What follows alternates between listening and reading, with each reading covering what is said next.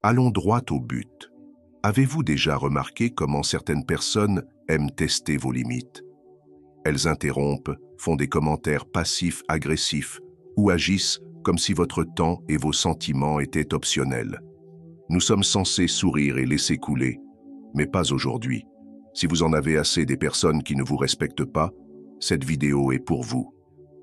Aujourd'hui, je vais vous donner des moyens brutaux, honnêtes et peut-être un peu controversés de gérer le manque de respect sans perdre votre sang-froid et sans sacrifier votre respect de soi. Alors, attachez votre ceinture, car à la fin de cette vidéo, vous aurez tous les outils nécessaires pour montrer aux gens exactement où se trouve la limite. Plongeons dans le vif du sujet. Commençons par l'une de mes techniques préférées, légèrement sauvage, le regard silencieux. Vous pourriez penser, vraiment? Juste regardez. Faites-moi confiance. Lorsque quelqu'un est ouvertement irrespectueux, rien ne le déstabilise plus qu'un long regard calme et totalement imperturbable. Voici pourquoi cela fonctionne. Les personnes qui manquent de respect aux autres cherchent généralement une réaction. Elles veulent que vous bégayiez, que vous soyez décontenancé, ou même que vous répliquiez sèchement. Elles cherchent à vous entraîner dans leur drame, à vous faire douter de vous-même ou à vous sentir petit.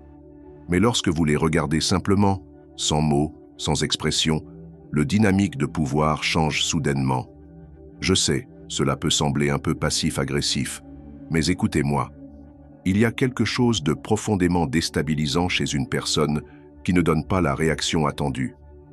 En maintenant un regard silencieux et stable, vous dites sans un mot « Je ne joue pas à ce jeu avec toi ».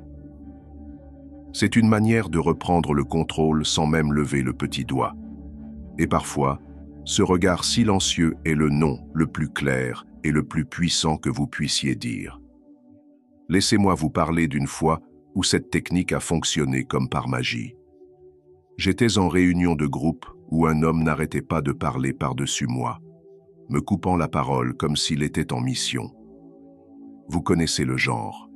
Bruyant, trop confiant, pensant que tout le monde est là pour écouter sa sagesse.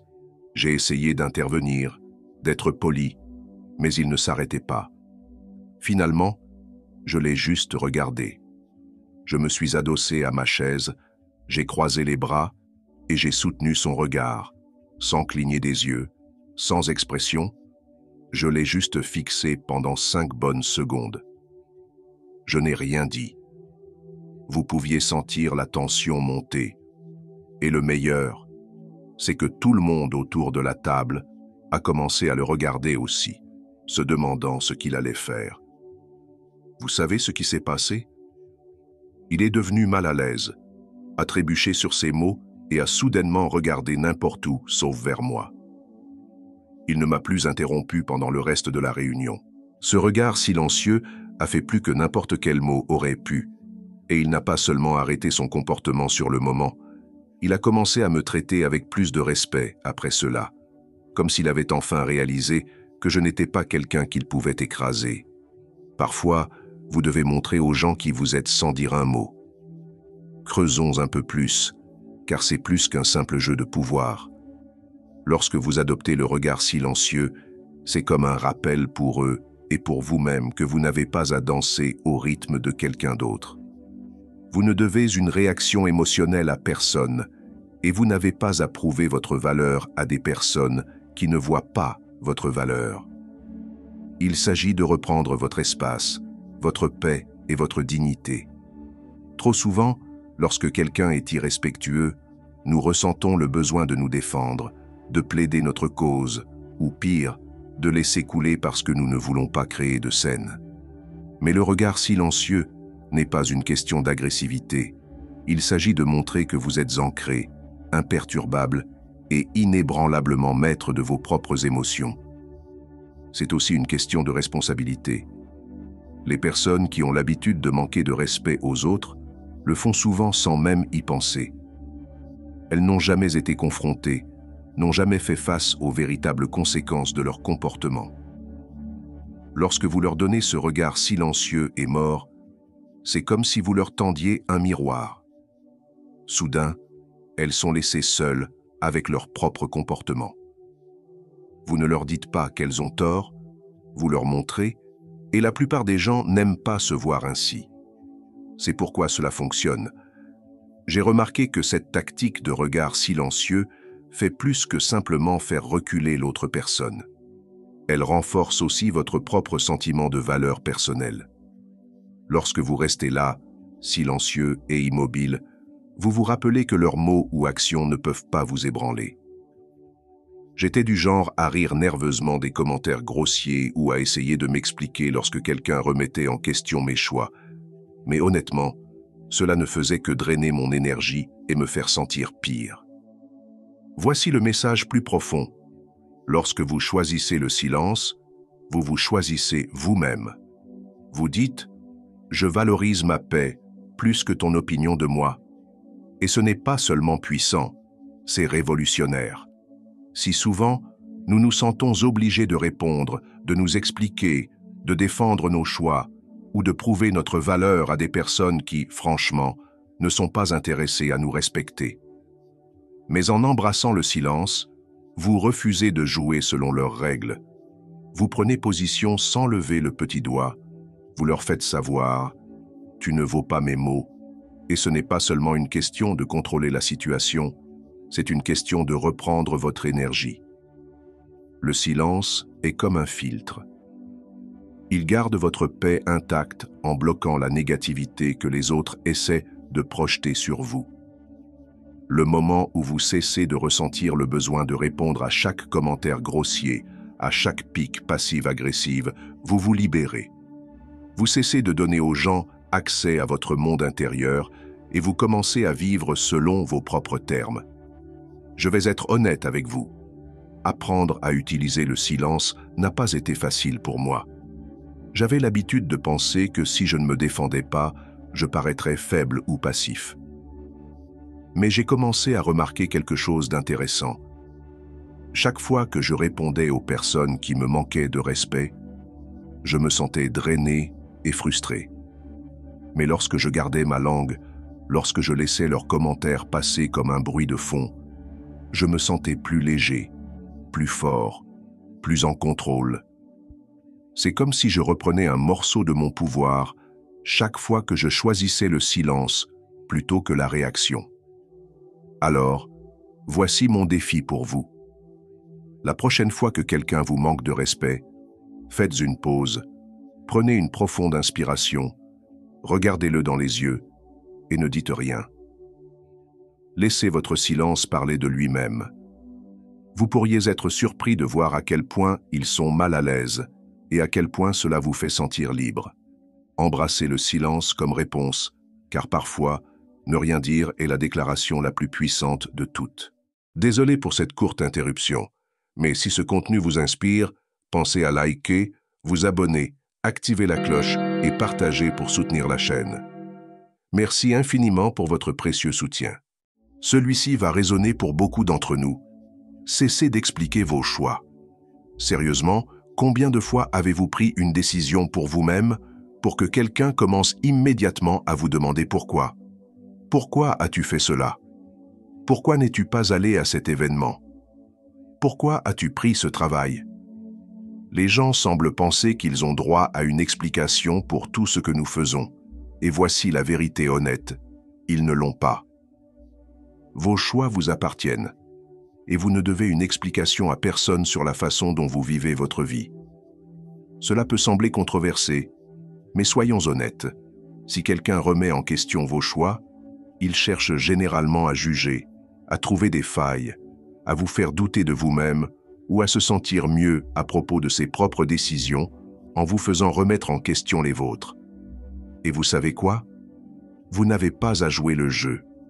Lorsque vous cessez de vous expliquer, vous reprenez votre autonomie et montrez aux autres que votre vie n'est pas soumise à débat. Creusons un peu plus pour comprendre pourquoi les gens se sentent si en droit de demander une explication en premier lieu. Lorsque les gens remettent en question vos choix, c'est souvent parce que votre décision remet en question leur vision du monde. Peut-être prenez-vous un risque qu'ils ont trop peur de prendre, ou peut-être sortez-vous du moule qu'ils trouvent si confortant. Votre indépendance ou votre volonté de faire les choses différemment peut les mettre mal à l'aise et vous demander de vous expliquer est leur manière d'essayer de vous ramener dans leur zone de confort.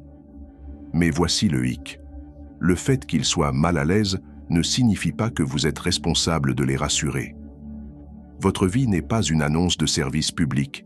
Vous n'avez pas à justifier vos choix à qui que ce soit. Je me souviens quand j'ai décidé de changer de carrière, passant d'un emploi sûr à quelque chose qui me passionnait vraiment, mais qui comportait beaucoup plus de risques. Le moment où les gens l'ont découvert, c'était comme si j'avais annoncé que je déménageais sur Mars. Je n'arrêtais pas de me faire demander « Pourquoi quitterais-tu un emploi stable ? Comment vas-tu t'en sortir ?» Au début, j'essayais d'expliquer, de parler de la manière dont je voulais quelque chose de plus épanouissant, de la manière dont j'avais un plan. Mais j'ai vite réalisé que peu importe ce que je disais, cela ne semblait jamais suffisant. Plus j'expliquais, plus les gens posaient des questions, trouvant des failles et me faisant sentir que je devais prouver ma valeur. Puis un jour, j'ai décidé d'essayer quelque chose de nouveau. Lorsque quelqu'un m'a demandé « Pourquoi quitterais-tu cet emploi ?» J'ai simplement répondu « Parce que je le voulais ». Pas de détails supplémentaires, pas de décomposition de ma stratégie, juste une réponse simple. Et laissez-moi vous dire, cela a été incroyable. Le silence qui a suivi était tout. Les gens ne savaient pas quoi répondre parce que j'avais retiré leur pouvoir de remettre en question mes choix. Et vous savez quoi ? Ils ont finalement arrêté de demander. Voici la vraie beauté de ne pas s'expliquer. C'est libérateur. C'est vous, debout dans votre propre vérité, sachant que vos décisions sont suffisantes simplement parce que vous les avez prises. Lorsque vous cessez de justifier vos actions, vous vous donnez la permission de vivre authentiquement, sans le poids des attentes des autres. Vous cessez de gaspiller votre énergie en explications et commencez à la consacrer à vivre réellement la vie que vous voulez.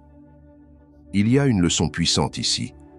Votre vie n'a pas besoin de l'approbation du public. Toutes vos décisions n'ont pas besoin d'être analysées ou approuvées par les autres. Et lorsque vous cessez de vous expliquer, vous faites savoir aux gens « Je suis suffisamment confiant dans mes choix pour ne pas avoir besoin de votre approbation. » Pensez-y. Quand avez-vous vu pour la dernière fois une personne vraiment confiante décomposer ses décisions pour les autres? Probablement jamais, parce que les personnes qui possèdent leur vie n'ont pas besoin de validation externe. Elles savent que la seule approbation qui compte est la leur. Je sais ce que c'est. J'étais du genre à donner une présentation PowerPoint complète sur la raison pour laquelle je faisais quelque chose, juste pour obtenir l'adhésion des gens. Mais avec le temps, j'ai réalisé qu'expliquer mes choix à tout le monde ne faisait que me faire remettre en question mes propres décisions. Alors, j'ai fait un pacte avec moi-même. Si quelqu'un me demande à propos d'une décision, je répondrai brièvement, peut-être une ou deux phrases. S'ils insistent pour plus, je souris et passe à autre chose. Et vous savez quoi? La vie est devenue beaucoup plus légère. Plus je cessais d'expliquer, plus je devenais confiant dans mes propres décisions. Alors, voici mon défi pour vous. La prochaine fois que quelqu'un remet en question vos choix, résistez à l'envie de vous expliquer. Dites simplement « parce que je le voulais » ou « c'est ce qui me semblait juste pour moi ». Puis laissez le silence parler. Regardez à quel point cette simple déclaration est puissante. Vous vous sentirez plus fort, plus en contrôle et plus en paix avec vous-même. Et le meilleur, c'est que vous réaliserez que vos choix n'ont pas besoin de l'approbation de qui que ce soit. Ils sont valides simplement parce que vous les avez faits. Parfois, la meilleure façon de gérer les personnes qui ne vous respectent pas est simplement de garder vos distances. Je sais que cela peut sembler dur, peut-être même un peu froid, mais voici la vérité. Tout le monde ne mérite pas une place de choix dans votre vie. Et si quelqu'un vous manque constamment de respect, l'une des choses les plus saines que vous puissiez faire est de vous donner un peu d'espace par rapport à cette personne. Cela ne signifie pas que vous la détestez ou que vous êtes dramatique. Cela signifie que vous vous respectez suffisamment pour protéger votre énergie. Garder vos distances n'est pas une question de méchanceté ou d'ignorer les gens. C'est une question de choisir où et comment vous dépensez votre temps et votre énergie. Imaginez votre vie comme un club à accès limité. Tout le monde n'obtient pas un laissez-passer VIP. Si quelqu'un franchit constamment vos limites, vous fait sentir petit ou rayonne simplement de la négativité, pourquoi diable les garderiez-vous près de vous? C'est correct de faire un pas en arrière. En fait, c'est crucial. La distance peut vous donner la clarté pour voir les choses telles qu'elles sont vraiment, libérées du brouillard de la manipulation émotionnelle ou de la culpabilité. Pensez-y. Lorsque vous gardez près de vous des personnes qui vous manquent de respect, c'est comme les inviter à un buffet mental et émotionnel où elles peuvent prendre, critiquer et juger autant qu'elles le souhaitent. Et puis nous nous demandons pourquoi nous nous sentons drainés, anxieux ou frustrés. Vous donner de l'espace par rapport à ces personnes est un acte d'autopréservation. Il s'agit de protéger votre santé mentale, de préserver votre paix et de faire de la place pour les personnes qui vous respectent et vous élèvent. Laisser tomber la culpabilité liée au fait de prendre ces distances peut être libérateur. Vous n'êtes pas obligé de garder des personnes irrespectueuses dans votre orbite. Je vais partager avec vous une petite histoire. J'avais un ami qui trouvait toujours le moyen de faire des commentaires sarcastiques sur chacun de mes choix. Ma carrière, mes relations, même mes goûts musicaux. Au début, je pensais, eh bien, c'est juste sa manière d'être, peut-être que je suis trop sensible. Alors je l'ai gardé près de moi. J'ai essayé de balayer cela, en pensant que ce n'était pas si grave. Mais avec le temps, ces petites piques m'ont donné la clarté mentale pour voir que je méritais de meilleurs amis, des amis qui me construiraient plutôt que de me détruire. Voici le truc. Certaines personnes vous diront que garder vos distances est égoïste. Elles diront « mais ce sont des amis ou de la famille depuis des années ». Cela peut sembler inconfortable, peut-être même un peu tabou d'admettre que quelqu'un que vous connaissez bien n'est tout simplement pas bon pour vous. La société nous dit d'être loyaux, indulgents et gentils, mais à quel prix? Voici un petit secret. Protéger votre paix des personnes irrespectueuses, c'est faire une déclaration que votre bien-être passe en premier. Et ce n'est pas seulement de l'auto-soin, c'est du respect de soi.